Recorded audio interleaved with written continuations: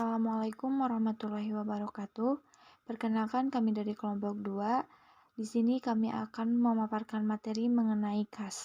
Sebelumnya izinkan kami untuk memperkenalkan diri. Yang pertama, saya sendiri yaitu Hifa Nurafwa dan 3 rekan saya, Alfia Rahma Putri, Elisa Nurhayati Ahmad, dan Wirda Khairunisa. Oke, sebelum memasuki materi, saya akan menjelaskan mengapa KAS itu penting. KAS penting karena memberikan dasar pengukuran dan akuntansi untuk bagian lainnya, dan juga setiap bisnis harus mampu mempertahankan likuiditasnya. Untuk materi pertama akan disampaikan oleh saya sendiri. Definisi KAS. KAS merupakan alat pertukaran yang dimiliki perusahaan dan siap digunakan dalam transaksi perusahaan.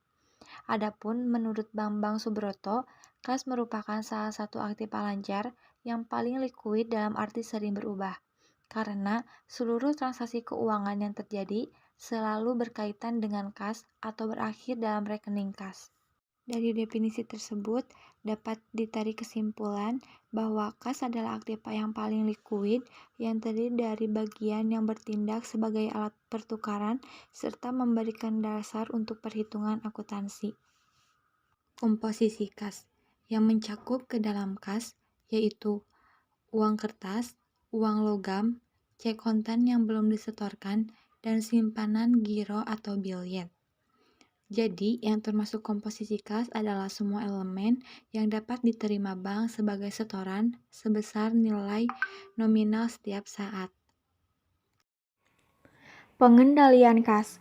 Yang pertama, pisahkan tanggung jawab untuk menangani uang tunai untuk mencatat transaksi tunai. Perpisahan ini mengurangi kemungkinan pencurian dan penyembunyian melalui rekaman yang salah. Yang kedua, pemisahan penanganan dan pencatatan KAS. Yang ketiga, penyimpanan harian semua KAS yang diterima. Yang keempat, audit internal dalam jangka waktu yang tidak tentu. Dan yang terakhir, catatan ganda untuk KAS di bank dan di pembukuan. Sumber penerimaan KAS. Yang pertama, ada penjualan tunai atas barang dagangan. Yang kedua, pelunasan piutang dari debitur. Yang ketiga, pengambilan utang pada pihak kreditur. Yang keempat, penambahan modal dari pemilik. Yang kelima, penjualan saham baru kepada pemegang saham. Selanjutnya, ada pembentukan VT KAS Fund, atau dalam bahasa Indonesianya biasa disebut dengan dana kas kecil. Kas kecil memiliki pengertian, yaitu uang tunai yang disediakan perusahaan untuk membayar pengeluaran-pengeluaran yang jumlahnya relatif kecil dan tidak ekonomis bila dibayar dengan cetak atau giro. Nah, untuk sistem pencatatan dana kas kecil, ini ada dua metode. Yang pertama ada sistem impres dan kedua ada sistem fluktuasi. Sistem impres memiliki pengertian suatu metode pengisian dan pengendalian kas kecil di mana jumlah kas kecil selalu tetap dari waktu ke waktu. Karena pengisian kembali kas kecil akan selalu sama dengan jumlah yang telah dikeluarkan. Pengeluaran kas kecil yang dicatat dengan metode impres tidak memerlukan pencatatan atau jurnal atas setiap transaksi yang terjadi. Bukti-bukti transaksi dikumpulkan dan pada saat pengisian kembali, kas kecil diisi kembali berdasarkan jumlah dari keseluruhan bukti transaksi tersebut. Dan untuk yang kedua ada sistem fluktuasi, yang dimana sistem ini atau metode ini adalah suatu metode pencatatan dan pengendalian kas kecil di mana jumlah kas kecil akan selalu berubah karena pengisian kembali kas kecil selalu sama dari waktu ke waktu. Setiap pengeluaran yang menggunakan kas kecil harus selalu dicatat atau dijurnal berdasarkan bukti transaksi yang ada satu persatu. Cash flow. Cash flow atau arus kas adalah laporan keuangan yang berisi informasi tentang pengaruh kas dan kegiatan operasi dan transaksi investasi, transaksi pembiayaan atau pendanaan yang mengalami kenaikan ataupun penurunan bersih dalam kas suatu perusahaan selama periode tertentu.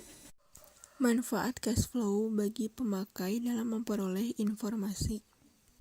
Kemampuan perusahaan memperoleh kas, kemampuan perusahaan memenuhi kewajiban, menjelaskan laba akuntansi dan laba tunai, pengaruh kegiatan investasi dan pembiayaan kas dan non-kas terhadap posisi keuangan perusahaan.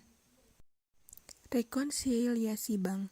Pengertian rekonsiliasi bank adalah daftar yang berisi penyebab perbedaan selisih saldo kas menurut catatan perusahaan dan menurut catatan bank.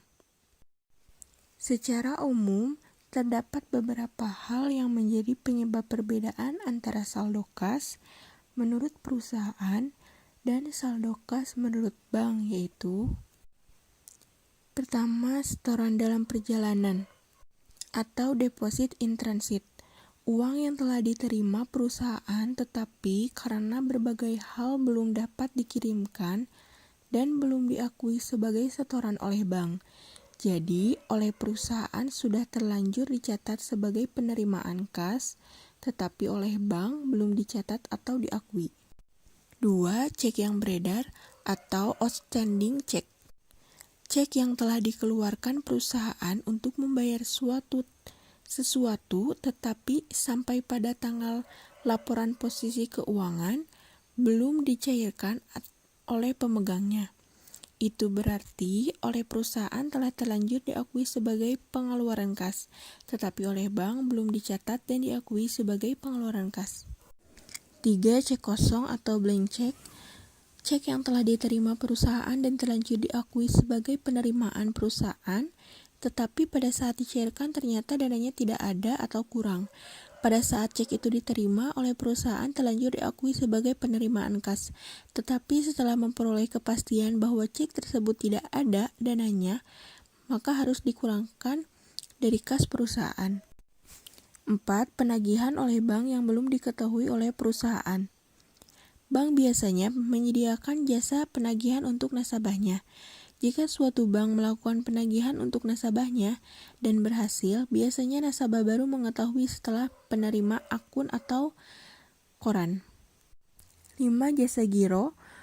Bunga yang diberikan kepada nasabah bank atas simpanan uangnya di suatu bank. Perusahaan baru mengetahuinya setelah menerima akun atau rekening koran. 6. Beban bunga dan administrasi. Beban bunga dan administrasi yang dikenakan karena menggunakan fasilitas perbankan tertentu. Perusahaan baru mengetahuinya setelah menerima akun atau rekening koran. 7. Kesalahan-kesalahan. Berbagai kesalahan yang dibuat oleh kedua belah pihak yang mungkin terjadi, baik kesalahan yang dibuat oleh karyawan perusahaan maupun kesalahan yang dibuat oleh karyawan bank. Baik teman-teman, saya akan melanjutkan penjelasan tentang rekonsiliasi bank dengan menjelaskan macam-macam bentuk tabel dari rekonsiliasi bank untuk perusahaan. Jadi di sini ada dua bentuk. Yang pertama adalah bentuk shuffle, yang dimana rekonsiliasi bank ini disusun secara bertingkat, sehingga ketika bagian atas itu mencatat rekonsiliasi saldo kas berdasarkan pada pencatatan perusahaan, dan sedangkan bagian bawahnya mencatat rekonsiliasi saldo kas bagian rekening koran bank. Ini di slide ini diperlihatkan bahwa ini adalah salah satu contoh dari bentuk stapel rekonsiliasi bank yang ditujukan oleh PT Sukses Kemilau pada periode 31 Desember 2019. Kemudian, bentuk yang kedua dari rekonsiliasi bank adalah bentuk kontrol, atau bisa dilihat langsung bagaimana contoh rekonsiliasi bentuk kontrol atau yang biasa disebut dengan rekonsiliasi dua kolom. Untuk bentuk kontrol yaitu contoh rekonsiliasi dua kolom yang disusun secara horizontal secara bersebelahan, sehingga pada bagian kiri untuk rekonsiliasi bank pada pencatatan perusahaan dan bagian sebelah kanan untuk rekonsiliasi pada rekening koran bank.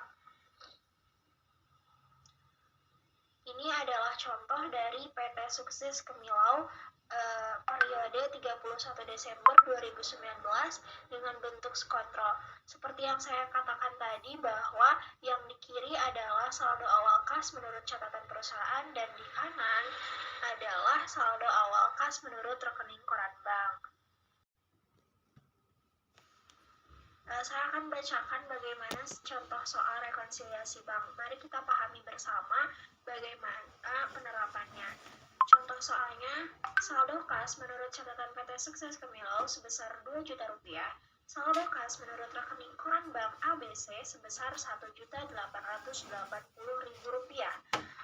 Cek yang masih dalam peredaran sampai 30 Desember 2019 yaitu nomor 0612 sebesar Rp50.000, nomor 0712 sebesar Rp100.000, nomor 0912 sebesar Rp300.000, kemudian setoran sebesar Rp600.000 belum ada pada rekening koran Bank ABC. Bank ABC membebani rekening giro perusahaan dengan biaya administrasi bank Rp15.000. Transaksi tersebut baru diketahui tanggal 31 Desember 2019. Cek yang ditarik untuk PT Sukses Kemilau sebesar Rp1.550.000 salah dicatat oleh bagian pembukuan perusahaan sebesar Rp1.505.000. Kemudian di tanggal 28 Desember 2019 terdapat seorang customer yang meminta kembali cek yang telah disetorkan ke bank dan dicatat pada 29 Desember. Oleh karena itu, diperlakukan seperti cek kosong. Bank ABC telah menagihkan piutang wesel perusahaan sebesar Rp200.000. Dan ada transaksi baru diketahui 31 Desember 2019. Rekening koran Bank ABC menunjukkan pengurangan sebesar Rp90.000 untuk cek nomor 0412 yang seharusnya bernilai Rp80.000. Baik teman-teman, ini adalah jawaban dari contoh soal di atas yang melibatkan PT Sukses Kemilau dengan menggunakan bentuk model 2 kolom atau bentuk skontro di rekonsiliasi bank ini. Jadi sudah kita ketahui bahwa rekonsiliasi bank bentuk skontro ini harus menggunakan harus disusun secara horizontal atau biasa disebut dengan secara bersebelahan ini. Nah, sehingga pada bagian kiri ini kita harus menggunakan catatan perusahaan dan bagian kanan itu menurut rekening koran bank. Di sini kita hanya harus bisa membedakan apa yang harus ditambah dari kas tersebut dan apa yang harus dikurangi dari kas tersebut juga. Dan pada akhirnya harus menghasilkan saldo akhir kas yang sebenarnya yang sama antara kas menurut catatan perusahaan dan kas menurut rekening koran bank. Baik teman-teman, ini adalah jurnal penyesuaian dari PT Sukses Kemilau setelah adanya rekonsiliasi bank pada periode 31 Desember 2019. Teman-teman bisa lihat langsung bagaimanakah jurnal penyesuaian dari rekonsiliasi bank PT Sukses Kemilau pada periode 31 Desember 2019 ini, yang akhirnya menghasilkan total yang sama antara debit dan kredit. Harusnya.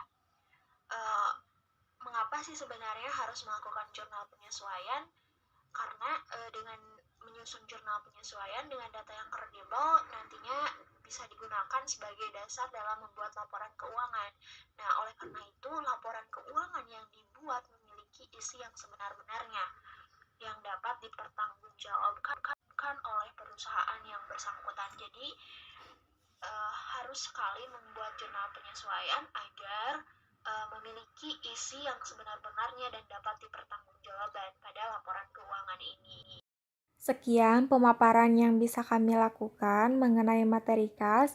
Mohon maaf bila ada kesalahan, dan apabila dari teman-teman ada yang ingin bertanya, bisa kita diskusikan pada saat mata kuliah akuntansi keuangan berlangsung.